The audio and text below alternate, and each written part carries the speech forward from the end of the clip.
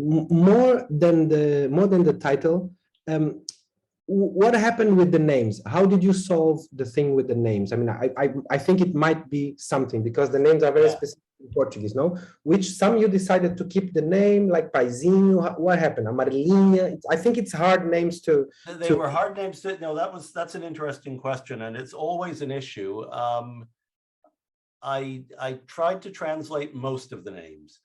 Amarelinha, I didn't, because I was just afraid of getting into a racial problem if I tried to translate Amarelinha. But almost all the others, I think I did translate. Paizinho became Little Daddy, and we had Seashell Seller, and so on. And it's a difficult issue because there are times when things don't come through because names aren't translated. If they are translated, it can be sometimes too blunt, but I still think it's better. I'll give you an example. We also in the series translated a Miyakoto novel called Jerusalem, which of course you can't really use, if you use Jerusalem as a title in English, everybody's going to think it's a book about Middle East politics or something. So we couldn't use that. We ended up using the Tuner of Silences, because one of the chapters is called O Afinador dos Silencios. But David Brookshaw, the translator, decided not to translate the names. And the character who is the sort of dictator character in that novel is called Silvestre Vitalicio. So you could translate it as, in the woods for life or something like that, dictator for life in the woods. I don't know how you would translate it, but David decided it would be too distracting to do that, and he left it as Silvestre Vitalicio. After he read my translation of Os Transparentes, he actually said, I was glad you translated the names, and I think I may translate more names in the future. In general, I think one should try to translate the names if at all possible. I have to admit, I just got a bit nervous with Amarelinha, and so I didn't. But because that I was not working with that concept of Amarelos.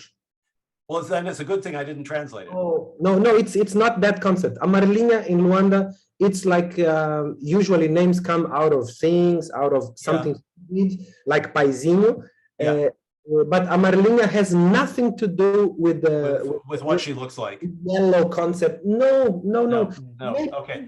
Because she had como é loiro, o cabelo claro. Yeah.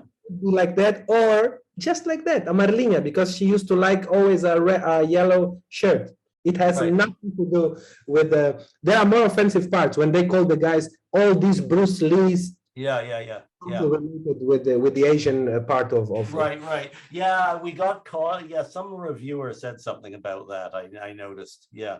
On the other hand, if you talk to people in Luanda, not now, because I think a lot of the Chinese are leaving now, but 10 or 15 years ago, there was a lot of anti-Chinese feelings. So you can't pretend that wasn't there. And for me, I mean, it's just a way of I know why he said that. The character says that in a very racist way, but I have to admit that I cannot avoid the racism of the character.